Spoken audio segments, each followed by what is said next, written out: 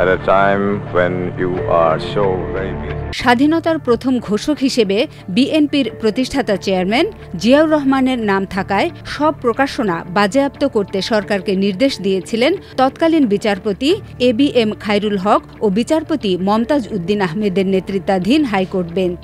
রায় ঘোষণা করা হয়েছিল 2009 সালের 21 জুন। পরের বছর 7 ফেব্রুয়ারি হাইকোর্ট বেঞ্চের দুজন বিচারক পূর্ণাঙ্গ রায়ে স্বাক্ষর করেন।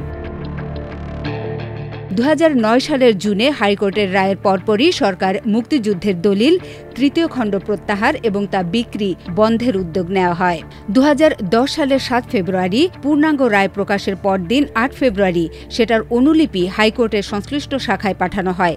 এতে রায় তামিলে অবিলম্বে কথাটি ব্যবহার করা হয়। বিচারপতি খায়রুল হক তার 320 পৃষ্ঠার রায়ে জিয়াউর রহমান সম্পর্কে বলেন, ক্ষমতার সর্বোচ্চ অবস্থানে থেকেও কখনো তিনি নিজেকে স্বাধীনতার ঘোষক বলে দাবি করেননি। এমনকি 1977 সালে ভারতের রাষ্ট্রপতি তাকে স্বাধীনতার ঘোষক বলে প্রশংসা করার পরও তিনি এরূপ কোনো দাবি করেননি। এটা তাঁর সততার নিশ্চিত পরিচায়ক। রায়ে জিয়াকে সুদক্ষ সেনা কর্মকর্তা এবং চাকরি জীবনে অত্যন্ত সাফল্যের অধিকারী হিসেবে উল্লেখ করে বলা হয়, 27 মার্চ সন্ধ্যায় চট্টগ্রামের স্বাধীন বাংলা বেতার কেন্দ্র থেকে তিনি যে একটি ঘোষণাপত্র পাঠ করেছিলেন তাও ঐতিহাসিকভাবে স্বীকৃত। জিয়াউর রহমান স্বাধীনতার প্রথম ঘোষক এমন বক্তব্য সংবলিত বইপত্র এখনও দেশে রয়েছে। ওইসব বইপত্র সম্পর্কে পূর্ণাঙ্গ রায়ে বলা হয়, মেজর জিয়াউর রহমান বাংলাদেশের প্রথম স্বাধীনতা ঘোষণা করেছিলেন 2004 সালে মুক্তিযুদ্ধ মন্ত্রণালয়ের প্রকাশিত বাংলাদেশের স্বাধীনতা যুদ্ধ দলিলপত্র গ্রন্থাবলী সিরিজের তৃতীয় খণ্ড সহ যেসব পুস্তক পুস্তিকা গ্রন্থে এমন বক্তব্য মুদ্রিত বা বিবৃত হয়েছে, অবিলম্বে তা বাজেয়াপ্ত করতে বাংলাদেশের সরকারের প্রতি নির্দেশ দেওয়া হলো। রায়ের উপসংহারে বলা হয়, বাংলাদেশের স্বাধীনতা ঘোষণা সংক্রান্ত বিষয়ে 2004 সালে প্রত্যয়ন কমিটির অভিমত তথ্যভিত্তিক নয়, এটা প্রকৃত সত্যের পরিপন্থী। তাছাড়া ওই অভিমত 1971 সালের 10 এপ্রিলের স্বাধীনতার ঘোষণাপত্রের সঙ্গে অসামঞ্জস্যপূর্ণ। সে কারণে তা সংবিধানের 150 অনুচ্ছেদের সঙ্গেও সরাসরি সাংঘর্ষিক, তাই তা বাতিলযোগ্য। রায়ে আরও বলা হয়, 2004 সালে মুক্তিযুদ্ধ বিষয়ক মন্ত্রণালয়ের পুনর্মুদ্রিত বাংলাদেশের স্বাধীনতা যুদ্ধ দলিলপত্র এর তৃতীয় খণ্ডের প্রথম পৃষ্ঠায় মেজর জিয়ার প্রথম স্বাধীনতা ঘোষণা শিরোনামে মুদ্রিত বর্ণনা স্বাধীনতার ঘোষণাপত্রের পরিপন্থী তথা সংবিধান পরিপন্থী, তাই এটা অবৈধ ঘোষণা করা হলো।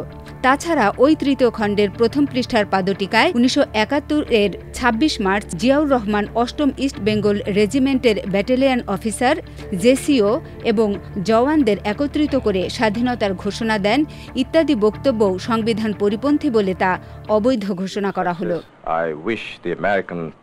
রায়ে বলা হয়, প্রতীয়মান হয় যে পুনর্মুদ্রিত স্বাধীনতা যুদ্ধ দলিলপত্রের প্রত্যয়ন কমিটির সভাপতি ও সদস্যরা ইতিহাস বিকৃত করেছেন। তারা সংবিধান পরিপন্থী ইতিহাস লিপিবদ্ধ করেছেন এবং সমগ্র বাঙালি জাতিকে বিভ্রান্ত করেছেন। রায় বাংলাদেশ সরকারকে স্বাধীনতার ঘোষণা ও মুক্তিযুদ্ধ সম্পর্কে সব ধরনের ইতিহাস বিকৃতি দূর করে সঠিক ইতিহাস লিপিবদ্ধ করতে পদক্ষেপ নিতেও নির্দেশ দেওয়া হয়।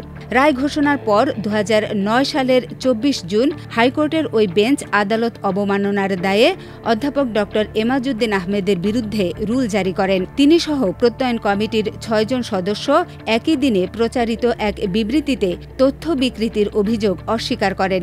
এমাজউদ্দিন দাবি করেন, তিনি সহ কয়েকজন সদস্য মুক্তিযুদ্ধের দলিলপত্রে অনাকাঙ্ক্ষিত সংযোজনের প্রতিবাদ করেছিলেন। স্বাধীনতার প্রথম ঘোষক হিসাবে জিয়াউর রহমানের নাম সম্বলিত সব পত্র বাজেয়াপ্তের নির্দেশ দেওয়ার বছরই 2010 সালে 30 সেপ্টেম্বর এবিএম খায়রুল হক বাংলাদেশের 29তম প্রধান বিচারপতি হিসেবে শপথ গ্রহণ করেন।